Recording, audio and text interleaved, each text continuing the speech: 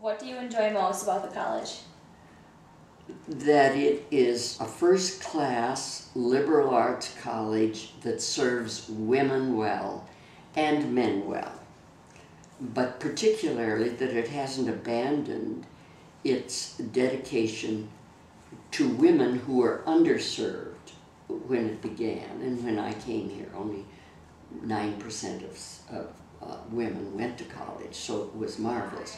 But we now we need to serve women and men well, as women and men, which is rare. In a coeducational school, there's much less attention, I believe, to gender equity and to develop. But now the guys need it worse than we do. They're the ones that are underserved now, not you. You're quite well served, I think, and the results are stunning. But this is not true of the guys, so we need, and we're better. It isn't just gender that distinguishes us. The Benedictine character of the place distinguishes us. The quality of the liberal arts distinguishes us.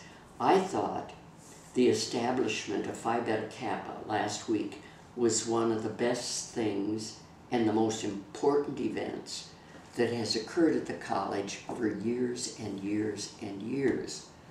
The National Phi Beta Kappa came and established a chapter on the current membership in the faculty who are Phi Beta Kappa from their undergraduate days. And then about 80 of our seniors and juniors were inducted for the first time. But that was done because Phi Beta Kappa, the oldest honor society in the country, made a study, a very serious study, and discovered we were worthy of that the quality and integrity of our program is such as to deserve it.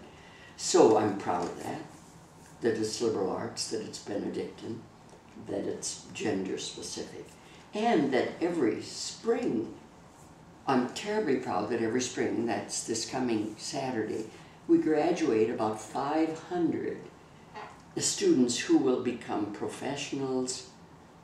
They will be doctors, lawyers, accountants. They will establish homes. They will be teachers, I hope. And they will be a whole range of professionals serving society.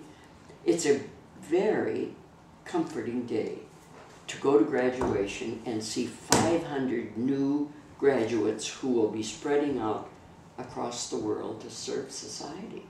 Not bad. Not bad at all. So when you were a student, what did people do for fun outside of the classroom? Outside of the classroom, we read and played cards and went on hikes. I remember going on a hike and falling into the local stream and coming home with a bad sore throat. So I know we went on hikes.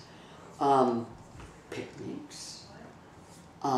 Some did go over town. I don't think we went over town to drink as much. Not because we were pious, but because we didn't have enough money to do that. So you couldn't get very drunk on 25 cents. And that is about what most people spent on an outing, I think. We went to dances, formal dances, and they weren't here. I forget where they were, at some hotel, I think. What else did we do? We rode horses. We had horses at the time because I remember wearing a pair of jodhpurs, thinking I was the cat's meow on a horse. So we had that, which we don't have now. We didn't go swimming because we didn't have a swimming pool. We went to the woods for events, I remember. That was a lot of fun. That's about it. Well, and we had an orchestra if you outside, and we had singing groups. I wasn't part of them, and we had theater. I was part of it. Well, not too different. Mm-hmm. So, do you have any other good stories you want to share about anything? Anything and everything?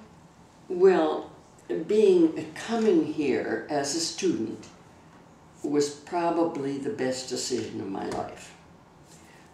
I was from a small high school, Roberts, Wisconsin, just over the border.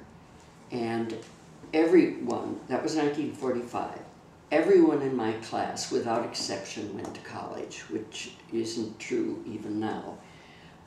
And we were almost all of us, all but about 3, were from farm families who knew you had to go to college if you were going to serve the world in any way other than growing corn, which wasn't too bad an occupation, but it was not. Irish farmers farmed to earn money to send their kids to college. We didn't talk about a family farm that you're supposed to inherit and stay there. No one stayed there that I remember. But almost everyone went to what was called River Falls Normal. It's now the University of Wisconsin at River Falls. That's where most of us went, and one went to McAllister and one came to St. Ben's. Only 2 of us departed from the River Falls thing. That was the smartest thing I ever did. It led partly to my knowledge of, to my joining the religious community, but it led also to my devotion to the college and my happiness in having this sort of place to serve. And besides that, the College of St. Benedict, in contrast to high school, was a very exciting place intellectually and socially and artistically. Very exciting and much more challenging, even though there was nothing wrong with it.